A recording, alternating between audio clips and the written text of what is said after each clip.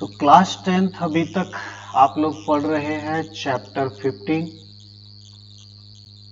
आज चैप्टर का नाम था आवर एनवायरनमेंट। आप थोड़ा सा रिवाइज कर देता हूं।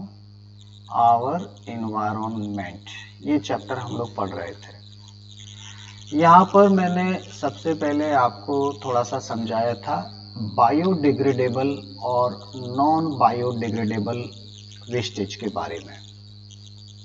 बायोडिग्रेडेबल और नॉन बायोडिग्रेडेबल, ठीक है, ये आपको समझ में आया होगा।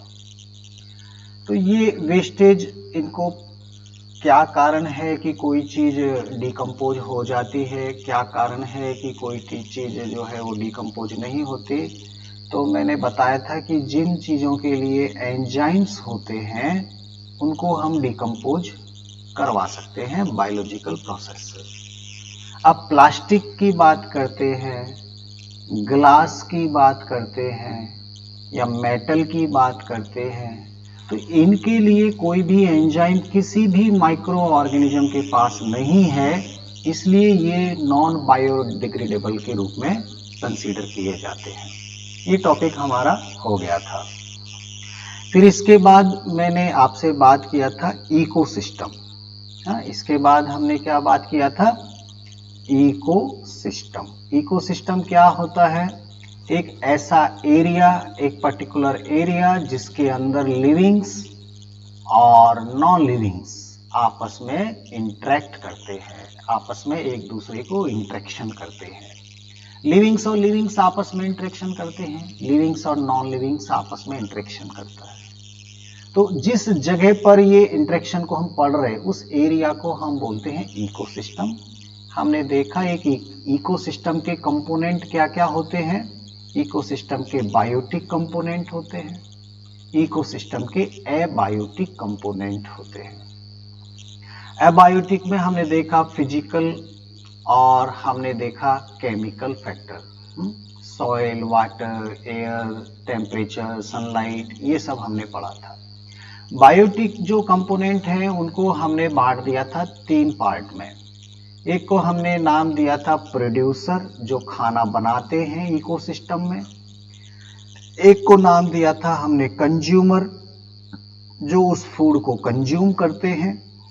और तीसरे थे डिकम्पोजर, जो रिसाइकलिंग का काम करते हैं, वापस डिकम्पोजर, जो वापस नेचर में उसको मिक्स कर देते हैं। हमने देखा कि कैसे बायोटिक कंपोनेंट आपस में इंटरेक्ट करते हैं। हमने फूड चेन देखा और हमने फूड वेव देखा। फूड चेन में हमने देखा कि कौन किसे खाता है, कैसे कैसे खाता है, और फूड वेव में देखा कि बहुत सारी चेन आपस में इंटरेक्ट देखने को मिलती हैं। एक नेटवर्क में हमेशा फूड चेन पाई जाती हैं, कोई भी फूड चेन अकेली नहीं होती है।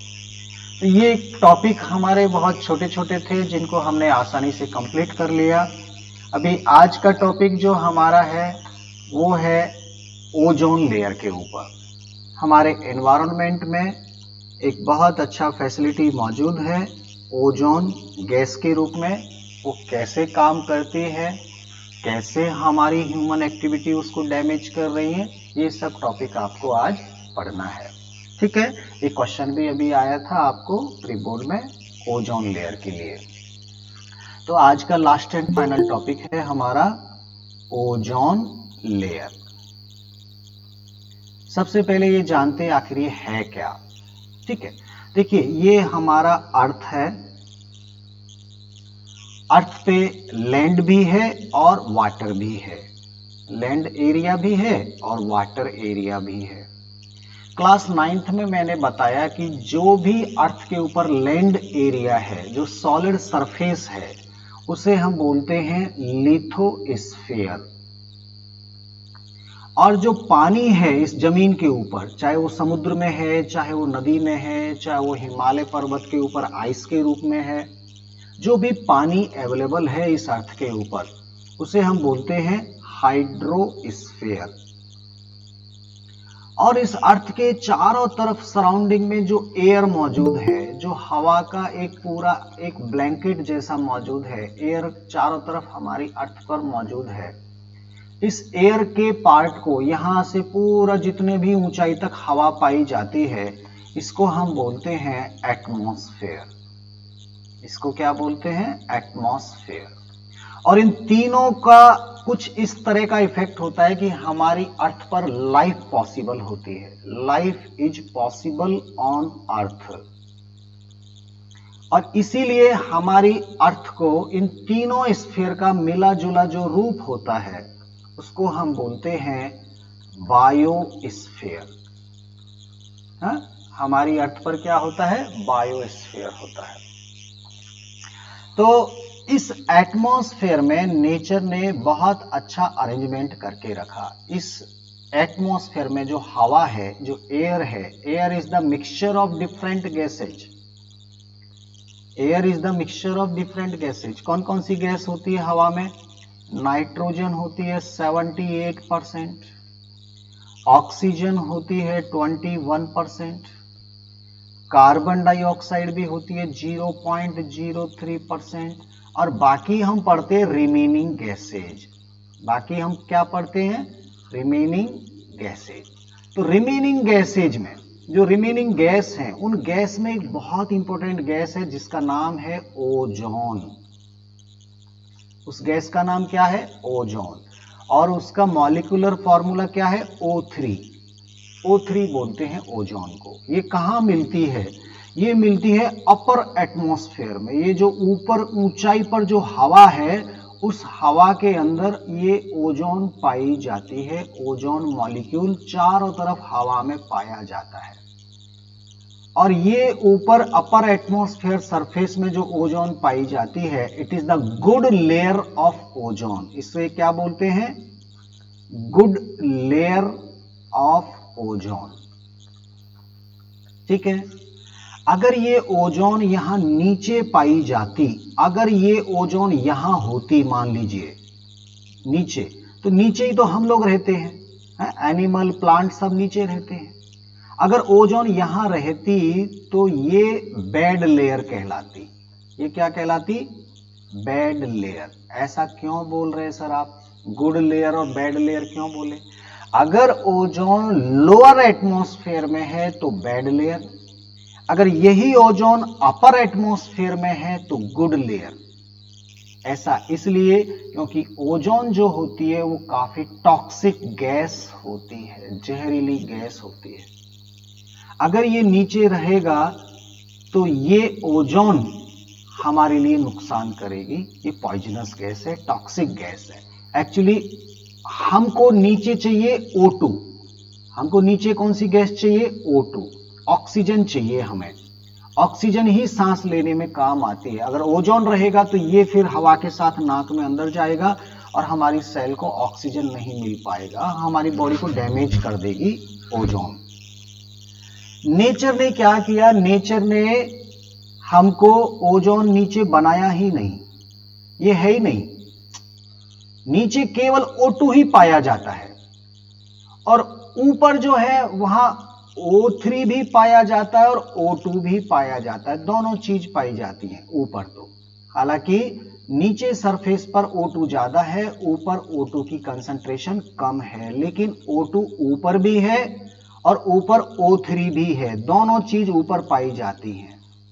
ये दोनों चीज ऊपर है और नीचे केवल क्या पाई जाती है? केवल O2 पाई जाती है। अगर यहां नीचे बनती ओजोन तो बैड लेयर हो जाती।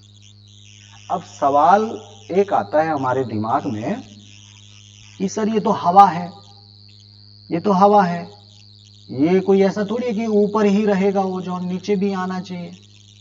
नीचे आने में कोई बुराई नहीं है, लेकिन जिसका ये थोड़ा सा अगर हम बात करें, ओजोन एक्चुअली ऊपर ही बनती है। ओजोन कहां बनती है? ऊपर। तो ये ओजोन ऊपर से नीचे आती है, उससे पहले ही टूट जाती है और नीचे केवल ऑक्सीजन ही मिलता है। यहां पर ओजोन बनाने का कोई काम होता ही नहीं है। ओजोन जो बनाई जाती है वो ऊपर ही बनाई जाती है। बनाता कौन है ओजोन को? भाई ओजोन को कौन बनाएगा? O3 को कौन बनाएगा? O2 बनाएगा ना। अब O2 तो नीचे भी है, O2 ऊपर भी है, ऊपर तो बन जाती है, नीचे नहीं बनती ओजोन। अब बढ़िया है जो नीचे नहीं बनती, अगर नीचे बनती तो हमको प्रॉब्लम होती। ये तो ऊपर ही बनती है, इसलिए ऊपर ही पाई जाती है। तो आखिर कैसे बनती है ओजोन, और कैसे फिर बाद में ह्यूमन एक्टिविटी इस ओजोन को प्रॉब्लम कर रहे हैं, खराब कर रहे हैं? ये गुड लेयर है, हमारे लिए बहुत इंपॉर्टेंट है, अच्छा है, ये ऊपर पाई जाती है, बहुत जरूरी है इसका मिलना। कैसे ये डैमेज हो रही है इसके बारे में हम लोग बात करेंगे। तो सवाल ये आता है कि ऊपर आखिर ये कैसे बनती है। देखिए ऑक्सीजन क्या होता है? ऑक्सीजन होता है O2। O2 मतलब O के साथ एक O और जुड़ा है, O के साथ एक O और जुड़ा है, O डबल बॉन्ड O, ये O2 होता है। ठीक है, ये ऑक्सीजन जुड़ा हुआ है O2। अब जब ये अपर एटमॉस्फेयर में होता है, मैं आपको बात कर रहा हूं बार बार अपर एटमॉस्फेयर में, इधर से सनलाइट आता है, इधर की बात कर रहा हूं, ये हो गया अपर एटमॉस्फेयर।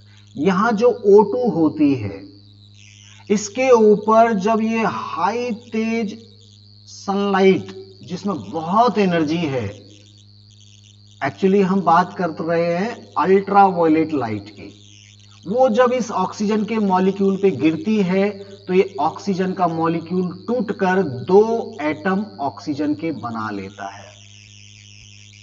अपर एटमॉस्फेयर में क्या हो रहा है? अल्ट्रावायलेट लाइट आ रही है, अल्ट्रावायलेट लाइट ऑक्सीजन को तोड़ रही है, और वो जो उसके पास एनर्जी थी, वो एनर्जी इसको तोड़ने में खर्च हो गई। ठीक है, और जब ये टूट गया तो अब ये अकेला एटम रह नहीं सकता। क्यों? क्योंकि इसका इलेक्ट्रॉनिक कॉन्फ़िगरेशन कंप्लीट नहीं है, तो ये अकेला नहीं रहेगा। यहां पर जो और दूसरी ऑक्सीजन मौजूद हैं, O2 मौजूद हैं, ये बोलता है मैं अकेला नहीं रहूंगा, मैं तो इसके साथ जुड़ जाऊंगा। ये इसके साथ जुड़ गया, ये वाला इसके साथ जुड़ गया, और क्या बना लिया? इसने भी O3 बना लिया, इसने भी O3 बना लिया। तो ओजोन कैसे बनती है? ओजोन बनती है कि अगर मान लीजिए 3 मॉलिक्यूल ऑक्सीजन के टूटते हैं तो 2 मॉलिक्यूल ओजोन की बनती है। ये क्या है? ये ऑक्सीजन है। ये क्या है? ये ओजोन है। कौन तोड़ा? अल्ट्रावायलेट लाइट ने इसको तोड़ा। अल्ट्रावायलेट लाइट कहां पे पाई जाती है? अपर एटमॉस्फेयर में पाई जाती है। क्या वो नीचे आती है? नहीं आएगी। क्यों? क्योंकि उसकी एनर्जी इनको तोड़ने में खर्च हो जाती है। वो आती तो है, यहीं पर टूट जाती है, एनर्जी खर्च हो गई, अब नीचे अल्ट्रावायलेट नहीं आएगी। इसका मतलब यहां पर एक ऐसी प्रोसेस चल रही है जो अल्ट्रावायलेट को अर्थ पर आने से रोक रही है, ये नहीं आ पाएगी। केवल यहां सनलाइट नॉर्मल रेडिएशन ही आ पाएंगी। अब आप ये रेडिएशन से थोड़ा कंफ्यूज हो रहे हैं, देखिए मैं आपको थोड़ा समझा देता हूं। जो हमारी सनलाइट आती है, सनलाइट, इसमें विबग्योर आपने पढ़ा होगा, विबग्योर, ये 7 कलर की लाइट हमारी अर्थ पर आती है। लेकिन इससे लो एनर्जी वाली रेडिएशन भी होती है और इससे हाई एनर्जी वाली रेडिएशन भी होती है। सनलाइट तो इतनी सारी एनर्जी को भेजता है अर्थ के ऊपर। हम चाहते हैं कि केवल ये लाइट बस आए, यहां से लेकर ये वाली लाइट अर्थ के ऊपर आए। जैसे मान लीजिए इतनी बड़ी रेंज है, ये आपका विबग्योर हो गया। ठीक है, तो ये वाली रेडिएशन भी अर्थ सनलाइट में होती है, ये वाली रेडिएशन भी सनलाइट में होती है। अब यहां से यहां तक तो लो एनर्जी है और ये वाली हाई एनर्जी है। हम नहीं चाहते कि हमारी अर्थ पर हाई एनर्जी की रेडिएशन आए। वायलेट से भी ज्यादा एनर्जी जिन रेडिएशन की है, उन सभी रेडिएशन को हम बोलते हैं अल्ट्रावायलेट। उनको क्या बोलते हैं? अल्ट्रावायलेट। वायलेट से भी ज्यादा, वायलेट से भी ज्यादा तो अल्ट्रावायलेट। और रेड से भी कम एनर्जी जिनके पास है, इधर से इधर जाएंगे एनर्जी लेवल कम हो रहा है, ये रेड कलर से भी कम एनर्जी जिनके पास है उनको बोलते हैं इंफ्रारेड, IR। ये इंफ्रारेड रेडिएशन है। तो ये हमारी रेडिएशन है। हम नहीं चाहते कि हमारी अर्थ के ऊपर ज्यादा एनर्जी वाली रेडिएशन पहुंचे। क्यों?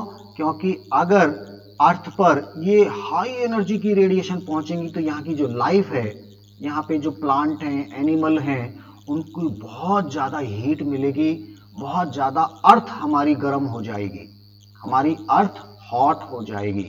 और अगर अर्थ हॉट होगी तो यहाँ पे जो आइस मेल्ट हो रहा है हमारे नॉर्थ पोल पे, साउथ पोल पे, वो पिघल पिघल के पानी के अंदर आना शुरू हो जाएगा, समुद्र में पानी बढ़ जाएगा, और समुद्र में पानी बढ़ेगा तो हमारी लैंड डूब जाएगी पानी में। हम नहीं चाहते कि हमारी अर्थ का टेम्परेचर बढ़ जाए। ठीक है, तो ये जो ज्यादा हाई एनर्जी की रेडिएशन है, ये अपर एटमॉस्फेयर में ओजोन जो गैस है, ओजोन इनको रिफ्लेक्ट कर देती है। ओजोन गैस क्या कर देती है? वापस ट्रांसफर कर देती है, इनको नीचे जमीन पर नहीं आने देती, रिफ्लेक्ट करती है, ध्यान देना। और ये ओजोन बनी कैसे? ओजोन बनी O2 के टूटने से। कुछ एनर्जी जब अल्ट्रावायलेट O2 पे गिरी तो वो O+O बन गया। O अकेला रहता नहीं है, वो दूसरी O2 के साथ जुड़ गया और ओजोन बना लिया। तो ये ओजोन लगातार बनती रहती है ऊपर। अब जैसे अल्ट्रावायलेट लाइट O2 को तोड़ती है, ऐसे ही अल्ट्रावायलेट लाइट O3 को भी तोड़ती है, ध्यान देना, O3 को भी तोड़ती है। O3 जब टूटेगा तो O+O+O बनाएगा, तो ये दो ऑक्सीजन आपस में मिलकर फिर से O2 बना लेंगे। मान लीजिए एक O3 और टूटा, O+O+O, ये भी एक O2 बना लेंगे और ये वाले भी आपस में O2 बना लेंगे। मतलब अगर दो मॉलिक्यूल ओजोन के टूटते हैं तो 3 मॉलिक्यूल ऑक्सीजन के बनते हैं। तो यहां अपर एटमॉस्फेयर में ओजोन से ऑक्सीजन बनता रहता है और ऑक्सीजन से ओजोन बनता रहता है, हमेशा ये काम चलता रहता है। इसलिए ओजोन कभी यहां खत्म नहीं होती और ओजोन बहुत ज्यादा बनती भी नहीं है। अगर ये ज्यादा बन गई तो लाइट को आने से ही रोक देगी, फिर तो सबको ही रिफ्लेक्ट कर देगी, और ये अगर कम हो गई तो फिर रेडिएशन आना शुरू हो जाएंगे। हम चाहते हैं कि ये एक बैलेंस में बनी रहे, और वाकई में ये नेचर ने बैलेंस बना के दिया हुआ है। लेकिन ह्यूमन बींग्स ने क्या किया? ऊपर जो ओजोन थी, ये जो ऊपर ओजोन थी, O2 और O3 दोनों चीज मौजूद थी। ये मान लीजिए अपर एटमॉस्फेयर, तो ये एक बैलेंस में था पहले। अभी हमने क्या किया? ह्यूमन एक्टिविटी, यहां पे हमने कुछ ऐसी गैस रिलीज कर दी एटमॉस्फेयर में, उन गैस ने जाके ओजोन को तोड़ना ज्यादा शुरू कर दिया। ओजोन लगातार टूट रही है उन गैस से जो हमने रिलीज किया नीचे अर्थ से, और उससे ओजोन के टूटने की स्पीड बढ़ गई और O2 ही बनना शुरू हो गया ऊपर। ऊपर O3 होना चाहिए, O2 से O3 बनते रहना चाहिए, O3 से O2 भी बनते रहना चाहिए। लेकिन अभी क्या हो गया? पहले जितना ओजोन टूट रहा था उतना बन भी रहा था, अभी क्या हो गया कि टूटना ज्यादा तेज कर दिया और बनाना कम कर दिया, जिससे क्या हो गया? धीरे धीरे ओजोन कम होती हुई चली गई, ओजोन की मोटाई कम होती हुई चली जा रही है। अगर ये ओजोन कम मोटा हो गया तो ये लाइट अर्थ पर आना शुरू हो जाएंगी, और शुरू हो भी गई हैं। ओजोन का होना जरूरी है क्योंकि ये अल्ट्रावायलेट लाइट को रिफ्लेक्ट करने की पावर रखती है। ये हाई एनर्जी रेडिएशन नहीं आना चाहिए। पहली बात तो अर्थ का टेम्परेचर हॉट हो जाएगा। दूसरा, अगर ये तेज लाइट, ये हाई एनर्जी की लाइट जब हमारी सेल के ऊपर आएंगी, हमारी बॉडी में सेल हैं, जब सेल के ऊपर गिरेंगी तो सेल के डीएनए को नुकसान पहुंचाती है, डीएनए को खराब कर सकती हैं, और सेल हमारी कैंसर सेल में कन्वर्ट हो सकती है। हमको स्किन कैंसर हो सकता है, आई कैंसर हो सकता है, हमारी आंखों की रोशनी खत्म हो सकती है, बहुत ज्यादा नुकसान। प्लांट भी प्रभावित होते हैं, एनिमल भी प्रभावित होते हैं, हमारा कैंसर जैसी बीमारियां इन रेडिएशन से हो सकती हैं। इसलिए इस ओजोन का बने रहना बहुत जरूरी है, और इसकी मोटाई भी होना जरूरी है, ना ज्यादा मोटा होना चाहिए ना ज्यादा पतला होना चाहिए। एक हवा में जब हम नीचे से ऊपर जाते हैं तो मान लीजिए मैंने एक फिक्स डायमीटर लिया, इतना, हम इतने एरिया में बात कर रहे हैं, इतने एरिया में कितने ओजोन हैं, इस एरिया में कितने ओजोन हैं, इस ओजोन की मोटाई को मेजर किया जाता है, उस यूनिट को बोलते हैं Dobson unit. Dobson unit, Dobson unit is used to measure the thickness of ozone in the atmosphere। ये पूछा जाता है एक नंबर में कि ओजोन की थिकनेस को किस यूनिट से मेजर करते हैं, तो उसको डॉबसन यूनिट बोलते हैं। अब ये जितनी मोटाई होना चाहिए उतना होना चाहिए, लेकिन जब हमने नॉर्थ पोल साउथ पोल में देखा, अंटार्कटिका में जाके देखा, तो अंटार्कटिका के पास जब हमने अंटार्कटिका का एटमॉस्फेयर देखा, ये एटमॉस्फेयर है, यहां की जो अपर एटमॉस्फेयर है, यहां इस जगह पर ओजोन बिल्कुल भी खत्म हो गई है ही नहीं, इस इलाके में ओजोन बिल्कुल खत्म हो गई। इधर ओजोन है, इधर O3 मौजूद है, लेकिन इधर बिल्कुल खत्म हो गई। तो ऐसे नहीं लग रहा जैसे हवा में एक, मान लीजिए एयर की जो चादर थी, उस चादर में बीच में ओजोन नहीं है, ओजोन खत्म हो गया, ऐसे लग रहा है कि यहां छेद हो गया, इस जगह पर ओजोन है, इस जगह पर ओजोन है, इस जगह पर ओजोन है, इस जगह पर ओजोन है, इस जगह पर ओजोन नहीं है हवा में, बाकी और गैस हैं लेकिन ओजोन नहीं है। तो ऐसी जगह को हम बोलते हैं ओजोन होल। इस जगह को क्या बोलते हैं? Ozone hole. अंटार्कटिका के ऊपर ऐसा क्लाइमेट बन गया है। ऐसा इसलिए बना क्योंकि ओजोन ज्यादा टूट गई और बनी कम, इसलिए ऐसा हुआ। आखिर ये ज्यादा क्यों टूट रही है? ओजोन को तोड़ कौन रहा है? हम ह्यूमन बींग्स ने कुछ गैस रिलीज की, खासतौर पे गैस का नाम है CFC, क्लोरोफ्लोरोकार्बन। नाम याद कर लीजिए गैस का नाम, CFC, क्लोरोफ्लोरोकार्बन। कार्बन की वैलेंसी कितनी होती है? 4। तो इसकी ये 4 वैलेंसी होती है, 2 क्लोरीन और 2 फ्लोरीन, ये है क्लोरोफ्लोरोकार्बन। ये गैस रेफ्रिजरेटर में इस्तेमाल होती थी। रेफ्रिजरेटर में या एयर कंडीशनर में जो कूलिंग डिवाइसेज हैं उनके कंप्रेसर में ये गैस भरते थे पहले, और ये गैस कभी ना कभी रिलीज होती थी उस चैम्बर से। और ये CFC गैस जब ऊपर जाती थी अपर एटमॉस्फेयर में, जब ये मान लीजिए यहां पर CFC रिलीज हुई, ये पहुंच गई ऊपर अपर एटमॉस्फेयर में CFC, और अल्ट्रावायलेट लाइट ऊपर तो आती है। उन्होंने क्या किया, इस CFC को तोड़ दिया, और CFC को तोड़ा तो क्लोरीन के एटम बन गए ऊपर, क्योंकि क्लोरीन है इसके पास, ये अलग हो गया, ये अलग हो गया। और ये क्लोरीन के एटम अकेला तो मिलता नहीं, क्लोरीन तो Cl2 के रूप में मिलता है, लेकिन ये जैसे ही रिलीज हुए ये ओजोन के साथ जुड़ गए और ओजोन को तोड़कर O2 में चेंज कर दिया, और ये Cl फिर से दोबारा रिलीज हो गए Cl के रूप में। मतलब ये एक बार अगर बने तो ये लगातार ओजोन को तोड़ते रहेंगे और ये खुद वापस बनते रहेंगे, ये दोबारा खत्म नहीं होते। तो अपर एटमॉस्फेयर में CFC के कारण क्लोरीन एटम बने जिन्होंने ओजोन को तोड़ना तेज कर दिया, और ओजोन लगातार थिन होती चली गई, जिसे हम बोलते हैं ओजोन डिप्लीशन। डिप्लीशन मतलब डिप्लीट हो रही है, ओजोन की थिकनेस कम होना ही क्या कहलाता है? ओजोन डिप्लीशन कहलाता है।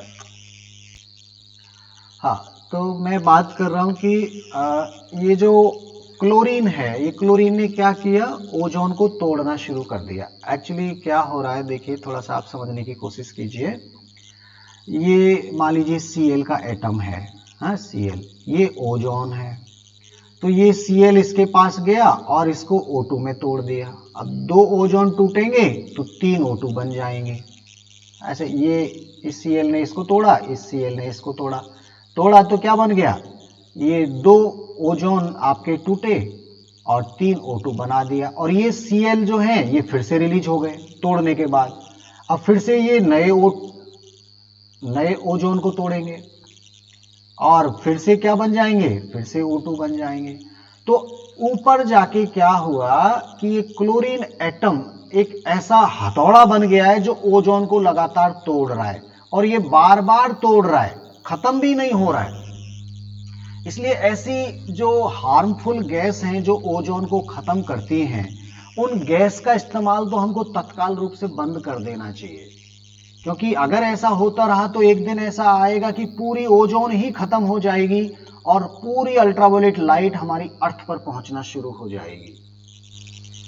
तो ये सब बातों को ध्यान में रखते हुए 1986 में कनाडा के मॉन्ट्रियल में, कनाडा का मॉन्ट्रियल शहर है एक, MONTREAL, मॉन्ट्रियल शहर में सभी देशों के प्राइम मिनिस्टर, प्रेसिडेंट सब इकट्ठा हुए और उन्होंने इस समस्या को गंभीरता से लिया कि अगर CFC जैसी गैसों का हम इस्तेमाल करेंगे तो ये हमारे अर्थ के लिए बहुत डेंजरस होगा, हमें इनका उपयोग तत्काल रूप से बंद कर देना चाहिए। तो 1986 में सभी देशों के प्रतिनिधियों के साथ जो मीटिंग हुआ उसमें डिसीजन लिया कि इस गैस को बैन करना चाहिए, इसका इस्तेमाल नहीं करना चाहिए। और वो जो संधि हुई थी सभी देशों के बीच में, वो मॉन्ट्रियल प्रोटोकॉल के नाम से जानी जाती है।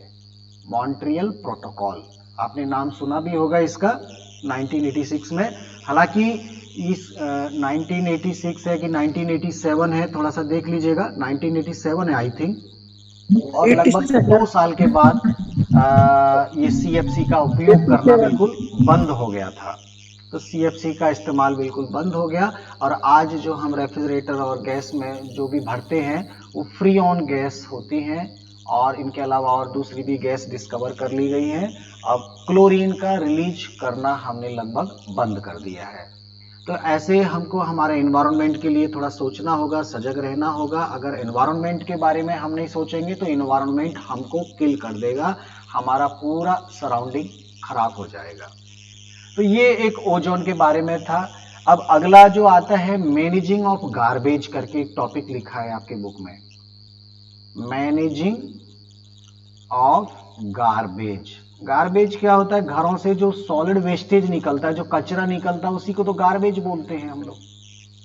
ये गार्बेज जो घरों से कचरा निकलता है हम बाहर डस्टबिन में डालते हैं, डस्टबिन वाले उसको एक जो नगर पालिका वाले होते हैं, नगर निगम वाले होते हैं, ट्रक में भर के लोड करके ले जाते हैं उस कचरे को एक ट्रक में, ट्रॉली में, और उस कचरे को जाके शहर के बाहर एक ऐसी जगह बना के रखे हैं जहां पे उसको जाके रोज डंप करते हैं। तो हर शहर के बाहर एक कूड़े करकट का एक ढेर लग जाता बहुत बड़ा, जिससे वहां की सॉइल खराब हो जाती है, उसकी जमीन खराब हो गई और यहाँ पॉल्यूशन बहुत हो रहा है, इसमें चूहे पनप रहे, इसमें बहुत सारी बीमारी पैदा करने वाले कीड़े डेवलप हो जाते हैं और कचरे का ढेर देखने में भी गंदा लगता है। ये जो एरिया जहां पर इस सॉलिड वेस्टेज को डंप करते हैं शहर के बाहर, इस एरिया को बोलते हैं लैंडफिल्स। इसको क्या बोलते हैं? लैंडफिल्स बोलते हैं। तो ये भी एक बहुत बड़ी समस्या बनी है गार्बेज। तो गार्बेज भी हमने देखा ही था कि बायोडिग्रेडेबल भी होता है, नॉन बायोडिग्रेडेबल भी होता है। अब बायोडिग्रेडेबल का तो कोई प्रॉब्लम नहीं है, वो तो खत्म हो जाएगा, आज नहीं तो कल खत्म हो जाएगा। लेकिन नॉन बायोडिग्रेडेबल प्रॉब्लम करता है। तो हमको कुछ ऐसा अल्टरनेट सोचना चाहिए कि एक तो कम से कम कचरा घरों में पैदा करें, हम लोग बार बार रिसाइकलिंग करते रहें, रीयूज करें, एक ही चीज को बार बार इस्तेमाल करें, रिसाइकल करें और उनका उपयोग भी कम से कम कर दें, रिड्यूस कर दें। तो ये RRR को इस्तेमाल हमको करना चाहिए, रिसाइकल हमको करना चाहिए, रीयूज हमको करना चाहिए, रिसाइकल और रीयूज और रिड्यूस हमको थोड़ा कम काम में लेना चाहिए। इनको थोड़ा सा यूज करना है और वेस्टेज कम से कम करना है। तो सबसे बढ़िया है कि प्लास्टिक के जो कप इस्तेमाल करते हैं उसकी जगह कुल्हड़ का इस्तेमाल करना शुरू कर दें। वो मिट्टी का आइटम है, मिट्टी में ही मिक्स हो जाएगा। दोना पत्तल भी हम अगर वो जो एक पत्ते से बनाते हैं अगर वो इस्तेमाल करेंगे तो ज़्यादा बढ़िया रहेगा। तो हमको ये भी प्लान करना चाहिए कि गार्बेज भी हमारा कम से कम प्रोड्यूस हो और इस तरह की जो जमीन हमारी खराब हो रही है, गंदगी हो रही है, बीमारी फैल रही है, वो समस्या से हमको छुटकारा मिले। हमने कुछ मशीन बनाई जहाँ पे पूरे सॉलिड को कंप्रेस करके उनको बर्न कर दिया जाता है हाई वोल्टेज पे। वो मशीन जो होती है जो जला देती है कचरे को, उसको इंसिनरेटर बोलते हैं, इंसिनरेटर। तो ये मशीन भी कई जगह लगाई गई है, लेकिन कहीं ना कहीं कोई चीज जलेगी तो पॉल्यूशन तो फैलता ही है। हाँ, तो काफी कुछ हमको सोचना है कि हमें ये कम से कम पैदा करें। अभी हमारा स्वच्छ भारत अभियान भी चल रहा है, वो भी इसी दिशा में है कि ये गार्बेज के ऊपर कंट्रोल करें, हर जगह गार्बेज को ना फेंकें। तो एक छोटा सा ये पार्ट था, केवल डिस्कशन करने वाला था, यहाँ से कोई कभी सवाल ज़्यादा नहीं आता। फिर भी ये लैंडफिल्स क्या होता है आपके दिमाग में होना चाहिए। हाँ, इंसिनरेटर क्या एक मशीन होती है जिसमें हाई वोल्टेज पर वेस्टेज को जला दिया जाता है, बर्न कर दिया जाता है। हाँ, और कचरे को कंप्रेस करके कॉम्पैक्ट कर दिया जाता है ताकि वो कम से कम जगह घेरे। ये भी काम हम लोग करते हैं। कई बार कचरे को नीचे पिट्स खोद के उसमें डाल देते हैं और ऊपर से मिट्टी भर देते हैं, लेकिन जो बरसात का पानी आता है वो इसमें सीपेज होके टॉक्सिक केमिकल में अंडरग्राउंड वाटर को पॉल्यूट करता है, तो ये भी तरीका सही नहीं है। तो बहुत सारे तरीके हम लोग कोशिश कर रहे हैं। सबसे बढ़िया तरीका तो यही है कि गार्बेज कम से कम प्रोड्यूस किया जाए।